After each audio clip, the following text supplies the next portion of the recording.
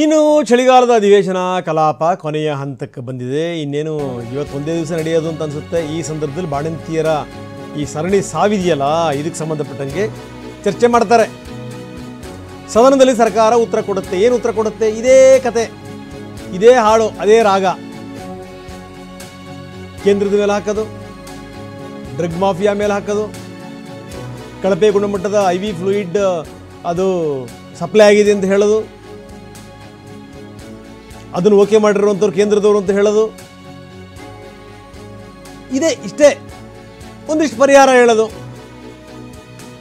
ನಮಗೆ ಬಹಳ ಮನಸ್ಸಿಗೆ ಬೇಜಾರಾಗಿದೆ ಅಂತ ಭಾಷಣ ಹೊಡೆಯೋದು, ಇಷ್ಟೇ ನೋಡಿ.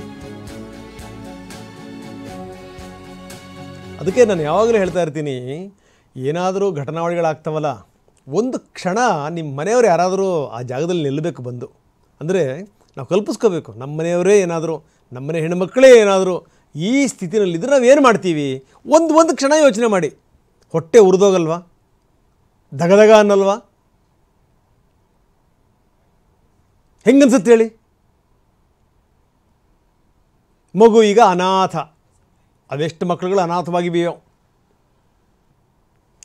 ಎಸ್, ಬನ್ನಿ, ನಮ್ಮ ಪ್ರತಿನಿಧಿ ಪ್ರಸನ್ನ ಈಗ ನಮ್ಮೊಂದಿಗೆ ನೇರ ಸಂಪರ್ಕದಲ್ಲಿದ್ದಾರೆ. ಪ್ರಸನ್ನ, ಚಳಿಗಾಲದ ಅಧಿವೇಶನ ಇನ್ನೇನು ಕೊನೆಯ ಹಂತವನ್ನು ತಲುಪಿದೆ. ಇಂಥ ಸಂದರ್ಭದಲ್ಲಿ ಬಾಣಂತಿಯರ ಈ ಸರಣಿ ಸಾವಿದೆಯಲ್ಲ, ಇದಕ್ಕೆ ಸಂಬಂಧಪಟ್ಟಂಗೆ ಚರ್ಚೆ ಆಗುತ್ತಂತೆ.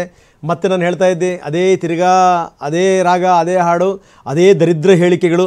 ಏನು ಅಂದರೆ ಆ IV ಫ್ಲೂಯಿಡ್ ಮೇಲೆ ಹಾಕು, ಅದಕ್ಕೆ ಪರ್ಮಿಷನ್ ಕೊಟ್ಟಿರುವಂಥವ್ರು ಯಾರು?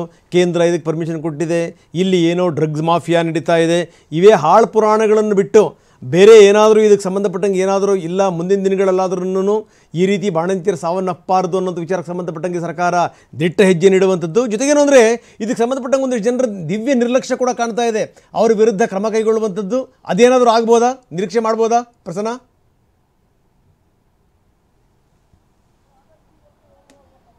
ರಂಗನಾಥ್, ಕಳೆದ ವಾರದಿಂದ ಶುರುವಾದಂತಹ ಅಧಿವೇಶನದಲ್ಲಿ 10 ವಿಷಯಗಳ ಚರ್ಚೆ ಆಗಿದೆ. ಆದರೆ ಯಾವುದೂ ಕೂಡ ಬಹುತೇಕ ನಿರೀಕ್ಷೆಗೆ ತಕ್ಕ ರೀತಿಯಲ್ಲಿ ಪ್ರತಿಫಲವನ್ನು ಕೊಡುವಂತಹ ದೃಷ್ಟಿಯಿಂದ ಅಥವಾ ಒಂದು ಶಾಶ್ವತ ಪರಿಹಾರವನ್ನು ಕೊಡುವಂತಹ ದೃಷ್ಟಿಯಿಂದ ಯಾವುದೂ ಕೂಡ ತಾರ್ಕಿಕ ಅಂತ್ಯಕ್ಕೆ ತಲುಪಿದಂತೆ ಕಂಡು ಬರ್ತಾ ಇಲ್ಲ.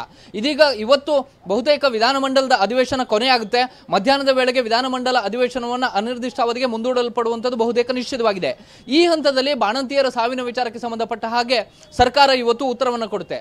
ಈಗಾಗಲೇ ಸಿದ್ಧಪಡಿಸಿರುವ ಉತ್ತರದ ಪ್ರಕಾರ ರಿಂಗರ್ ಲ್ಯಾಕ್ಟೇಟ್ನ ದ್ರಾವಣದ ಬಳಕೆಯಿಂದಲೇ ಈ ರೀತಿಯ ಬಾಣಂತಿಯರ ಸಾವಾಯಿತು ಅನ್ನುವಂತಹ ಅಂಶವನ್ನ ಪದೇ ಪದೇ ಸರ್ಕಾರ ಹೇಳ್ತಲೇ ಬರ್ತಾ ಇದೆ. ಮತ್ತು ಇಡೀ ವ್ಯವಸ್ಥೆಯ ಲೋಪದೋಷಗಳ ಬಗ್ಗೆ ಚರ್ಚೆ ಆಗ್ತಾ ಇದೆ ಹೊರತು ಅದನ್ನ ಸರಿಪಡಿಸುವಂತದ್ದು ಹೇಗೆ ಅನ್ನೋದ್ರ ಬಗ್ಗೆ ಯಾರು ಕೂಡ ಒಂದು ಪರಿಹಾರವನ್ನ ಸದನದ ಒಳಗಡೆ ಯಾರು ಕೂಡ ನೀಡ್ತಾ ಇಲ್ಲ ಅನ್ನುವಂಥದ್ದು ವಿಪರ್ಯಾಸದ ಸಂಗತಿ. ಈಗಾಗಲೇ ಪರಿಷತ್ನಲ್ಲೂ ಕೂಡ ಬಾಣಂತಿಯರ ಸಾವಿನ ವಿಚಾರವಾಗಿ ಚರ್ಚೆಗಳಾಯಿತು. ಈ ಸಂದರ್ಭದಲ್ಲೂ ಕೂಡ ಆರೋಗ್ಯ ಸಚಿವರು, ಹೌದು, ನಾವು ಇದಕ್ಕೆ ಸಂಬಂಧಪಟ್ಟ ಹಾಗೆ ಒಂದಷ್ಟು ಅಧಿಕಾರಿಗಳನ್ನ ಅಮಾನತು ಮಾಡಿದ್ದೀವಿ, ಜೊತೆಗೆ ರಿಂಗರ್ ಲ್ಯಾಕ್ಟೇಟ್ ಪೂರೈಕೆ ಮಾಡಿದಂತಹ ಕಂಪನಿಯನ್ನ ಬ್ಲಾಕ್ ಲಿಸ್ಟ್ಗೆ ಸೇರಿಸುವಂತ ಕೆಲಸವನ್ನ ಮಾಡಿದ್ದೀವಿ, ಮುಂದಿನ ದಿನಗಳಲ್ಲಿ ಅದೇ ಕಂಪನಿ ಮತ್ತೆ ದ್ರಾವಣವನ್ನ ಪೂರೈಕೆ ಮಾಡಬಾರದು ಅನ್ನುವಂತಹ ದೃಷ್ಟಿಯಿಂದ ಅದನ್ನ ಸಪ್ಲೈಯನ್ನು ಕೂಡ ಸ್ಟಾಪೇಜ್ ಆರ್ಡರ್ನು ಕೂಡ ಹೊರಡಿಸಿದೀವಿ ಅನ್ನುವಂಥ ಮಾತನ್ನ ಹೇಳ್ತಾ ಇದ್ದಾರೆ. ಆದರೆ ಸಾವಾಗಿರುವಂತಹ ಮನೆಗಳಿಗೆ, ತಾಯಿಯನ್ನ ಕಳೆದುಕೊಂಡಿರುವಂತಹ ಆ ಒಂದು ಶಿಶುಗಳಿಗೆ ಏನು ಪರಿಹಾರ ಅನ್ನೋ ಬಗ್ಗೆಯೂ ಕೂಡ ಒಂದು ಶಾಶ್ವತವಾದಂತಹ ಪರಿಹಾರದ ಬಗ್ಗೆ ಯಾರು ಕೂಡ ಚರ್ಚೆಯನ್ನ ಮಾಡ್ತಾ ಇಲ್ಲ. ಮತ್ತು ಕೇಂದ್ರ ಸರ್ಕಾರದ ಮೇಲೆ ಗೂಬೆ ಕೂರಿಸುವಂತ ಕೆಲಸವನ್ನ ರಾಜ್ಯ ಸರ್ಕಾರ ಮಾಡ್ತಾ ಇದೆ.